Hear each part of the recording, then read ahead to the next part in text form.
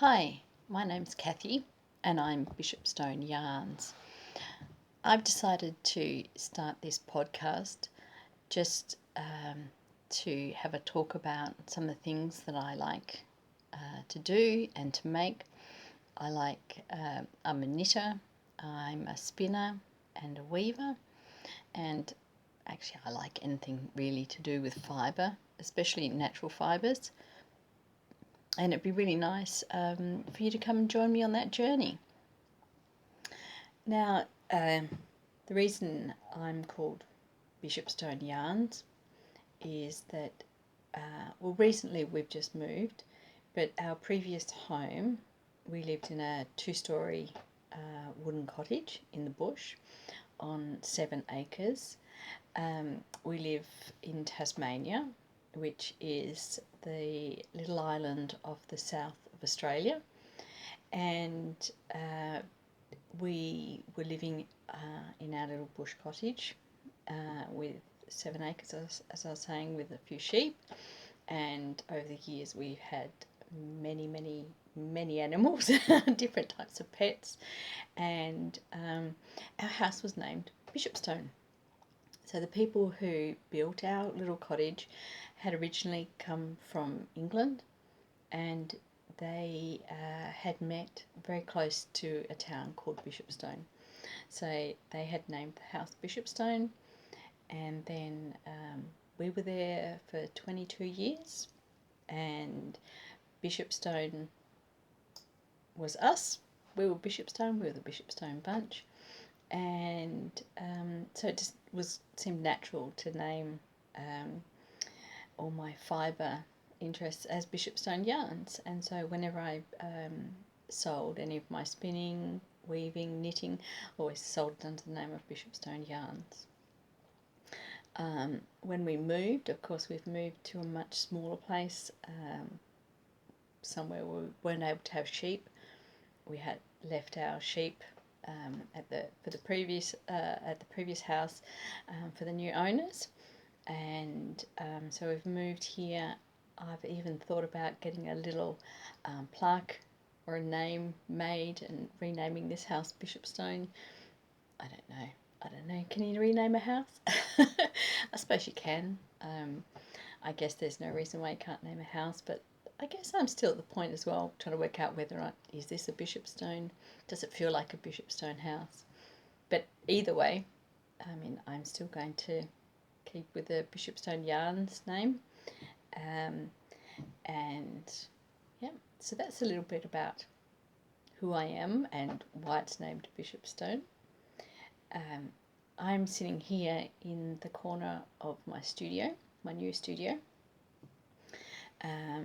So even though we've been here a little while, a few months now, I have had the delight of packing up all my yarn and my looms and my spinning wheels and everything, packing everything up, being astonished by how much stash I have. And moving that, of course, all over here to the new place, unpacking everything. And even though I've unpacked everything, I've put most things away, I'm kind of really still in the process of trying to find a place for everything. So, and getting the space to work best for me. So maybe you can join me on that journey of creating my studio, trying to work out best places to put everything and making it all neat and tidy. And also along with that is the delight of finding old yarns, new yarns, and getting back into maybe some of the crafts that I used to do a while ago but have stopped doing. But for now, I'll show you what I'm wearing. I am wearing, I'll just stand up a little bit, this jumper here, and with the matching sleeves.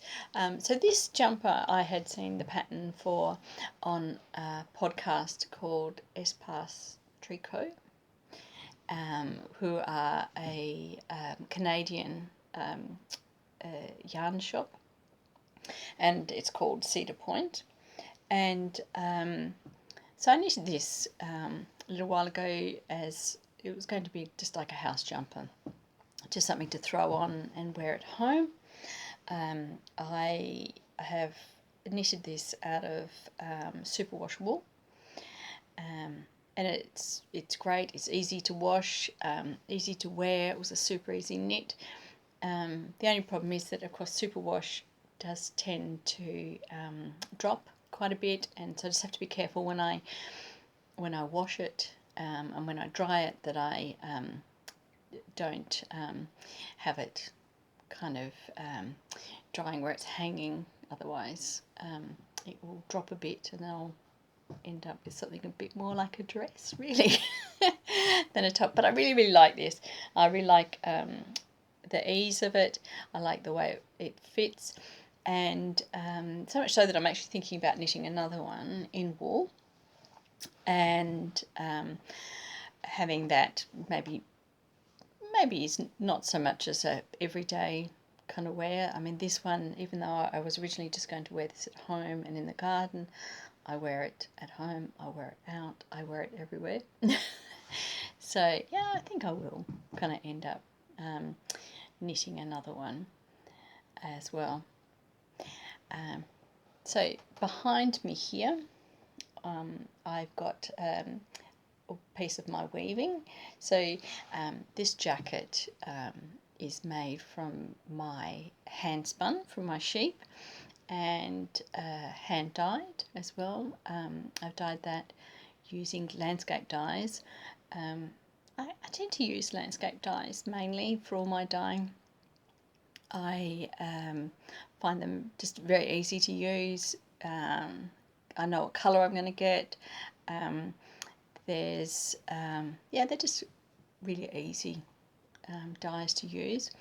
And so that design of that jacket was made where you weave the panels and then you sew it together at the end. So there's no cutting and shaping, and just a really easy design, really easy to put together, and really easy to wear.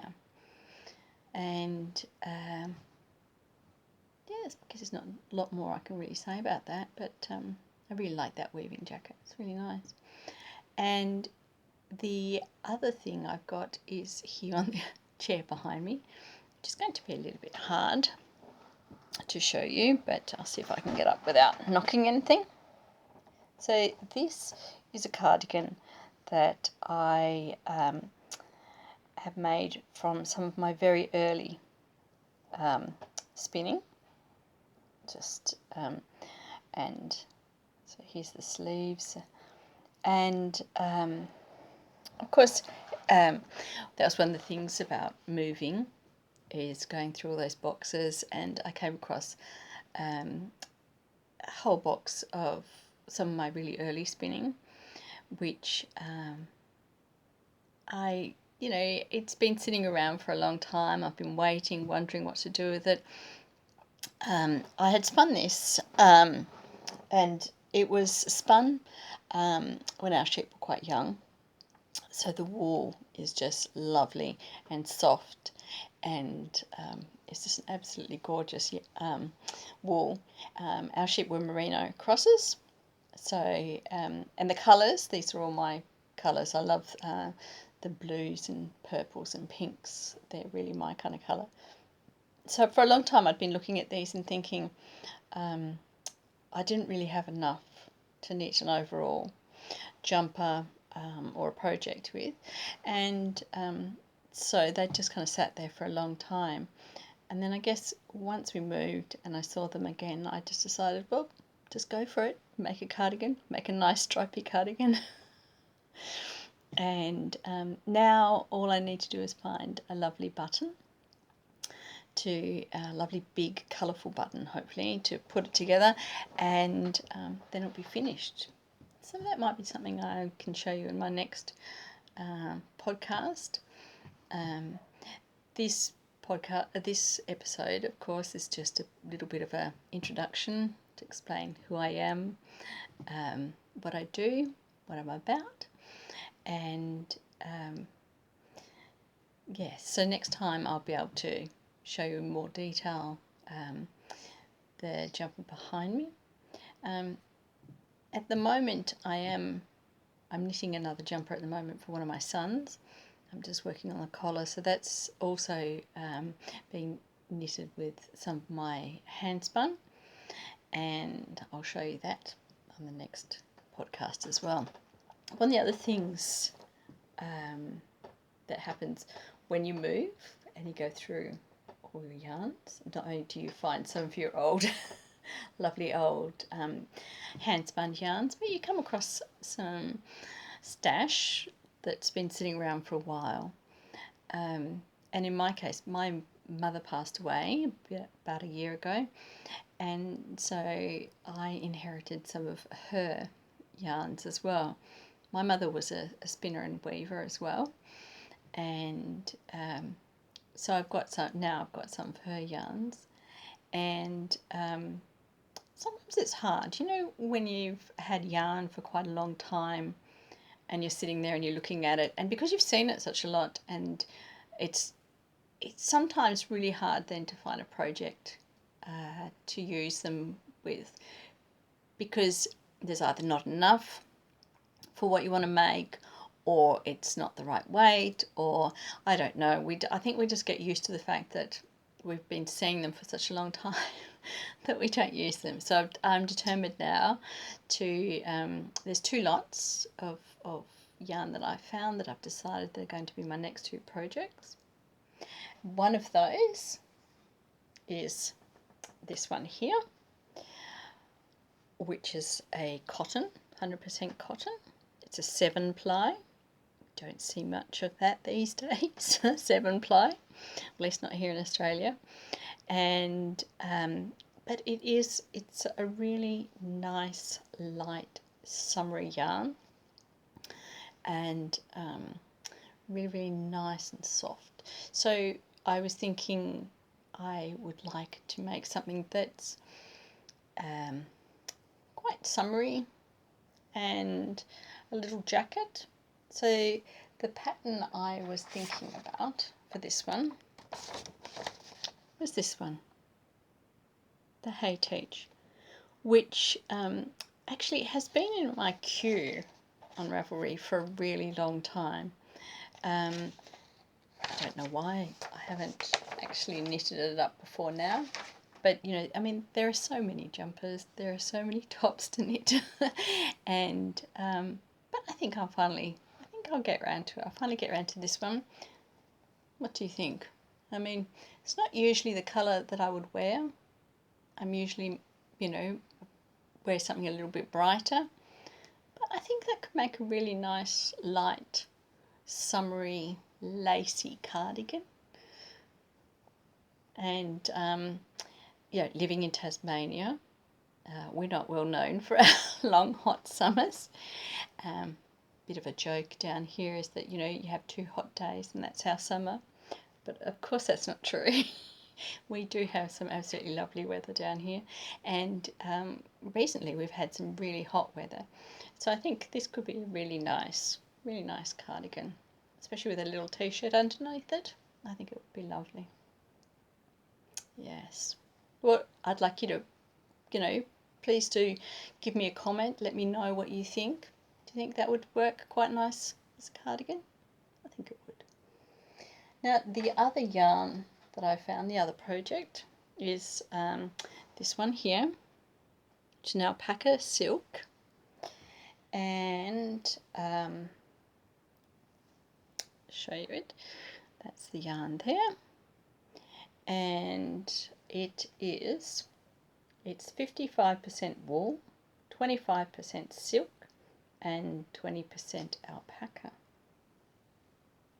So this one is a single ply. I've never actually really knitted with a single ply before. I mean, as a spinner, I'm much more into 2 or 3 plies and getting a nice balanced yarn. This is a little bit more, I guess, like a let lopi, some of the Scandinavian yarns. I originally thought this was a Scandinavian yarn because of the name, But because I then went and had a look at the tag here, it is actually made in Switzerland, this one. So nice, squishy, lovely wool, this one. And it's really nice and soft. And I've only got 10 balls of this. So I'm hoping that that will be enough for this one, this pattern, which is the Magnolia Bloom. I've seen this on a few podcasts, and I've seen some ladies who have knitted this up in white, and it looked really, really nice. So I think I'll give that one a go. If I think I'm kind of running out of yarn, I can always make it with shorter sleeves and a shorter body. But I'll give it a go and see how it goes. As much as I do like a nice lacy top, I'm not one who usually wears something with a big open lace at the top. But I think the type of top jumper it is, I think I'll just put a t-shirt underneath and it'll be fine. But yes, no, this one is really nice and soft and lovely. So I think I'll give that one a go. I mean, what's the worst can happen? I don't like the pattern, then I can just frog them, end up exactly where I am now with balls of yarn that I don't know what to do with. So might as well give it a go. Might as well try it. And yeah, hopefully I might start on this one, I think, first. So I can show you my progress on the next podcast. So we can have a little look and see how it's going. See how summer's going as well. I might get a chance to finish it before summer. And that would be really nice if I get to do that. Yes. So that's really just a little introduction to me, to this new podcast, to who I am, and what this podcast is going to be about. I'd really like you to, if you like the podcast, give me the thumbs up and put a comment in below. Tell me what you'd like to see. If there's anything in particular you're interested in, I hope to show you some of my knitting. I hope to show you some spinning as well, me spinning, and hopefully some weaving, maybe a bit of carding and wool and things like that. So if there's anything in particular that you're really interested in seeing me do, just leave a comment, and that would be lovely. We could go on this journey together. If you like this video, you can subscribe, and it'll be lovely to see you again next time. And I haven't decided yet quite how often I'm going to do the podcast. I mean, I'm not going to be putting one out every week. I know that. But either every 2 weeks or once a month. I think we'll wait and see how it goes, and yeah, and what people would like. And I really, really look forward to seeing you next time on the next podcast. Hopefully we can go through a few more, some of my finished objects, and have a look at my work in progress, and might even see if have made any progress in my studio as well. Anyway, thank you very much for watching Bishopstone Yarns, and I look forward to seeing you next time. Bye.